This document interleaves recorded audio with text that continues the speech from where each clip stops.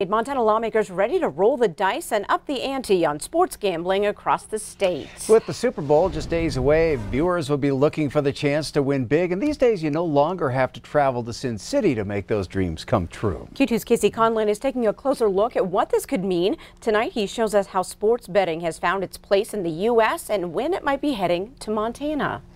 Russ and Janelle, Sunday is the biggest day of the year for advertisers, grocery stores, and sports gamblers. Last year, $158 million was wagered in Nevada on the Super Bowl, an all-time record.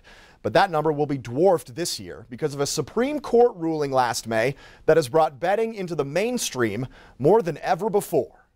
Sports gambling has a complicated history in the United States. You can trace origins back to horse racing during the Civil War and the rise of boxing in the early 1900s. But the industry was largely underground, frowned upon in public thanks to numerous scandals, none more famous than 8 members of the Chicago White Sox throwing the World Series 100 years ago this October. Nevada was the first state to legalize sports betting in 1949, but the federal government imposed a 10% tax on winnings, which many early operators couldn't cover, so the industry was basically dead on arrival. Then, in 1974, that tax was reduced to 2%, and the Las Vegas sportsbook you know today was born. 3 key elements to having a sports book. You wanted to enhance the overall resort, the property experience. You wanted to attract new customers and make some money. Vinny Magliulo is a Vegas heavyweight, going back to his days in charge of the Caesar Palace Sportsbook in the 80s and 90s. He was there when Congress passed the Professional and Amateur Sports Protection Act in 1992, barring states from offering any new forms of sports wagering. Just 4 of them offered some type at the time: Nevada, Oregon, Delaware, and Montana. That's why you see squares pools in bars and the famous pig races just outside Red Lodge. Montana had the chance to legalize full-scale wagering, so why didn't they? Because of the state's largest sports governing body, according to one of its most famous sons. Montana was grandfathered in. They could have done it, but the NCAA basically put a gun to their head and said you won't have any more championship events in Missoula or Bozeman if you go ahead and legalize it. And of course, the legislature wilted.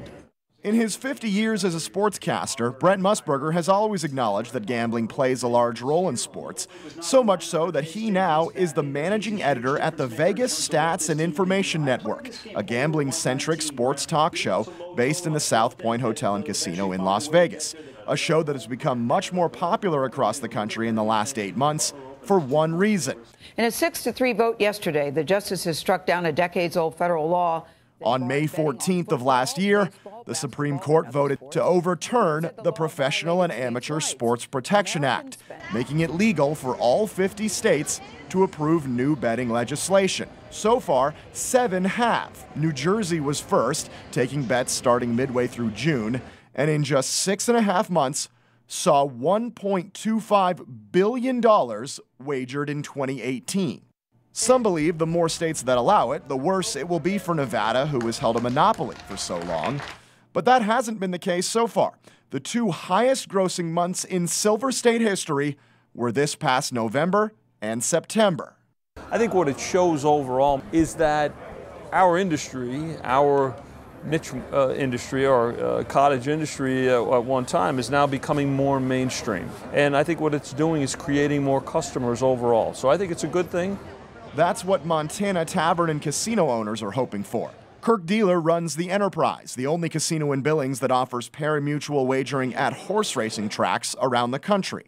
It's been a really good thing to get people in the door. Just having that little niche that brings people in the door and keeps them around. And you know, I've known a lot of people that have actually called here and like, do you guys have sports betting? The short answer is no. The longer answer is not yet, but maybe soon. 3 different organizations are writing legislation right now, with a draft possibly finished as early as tomorrow. Join us after the Super Bowl on Sunday, where we dive into the timeline and what sports gambling in Montana might look like. Back to you guys. All right, thanks so much, Casey.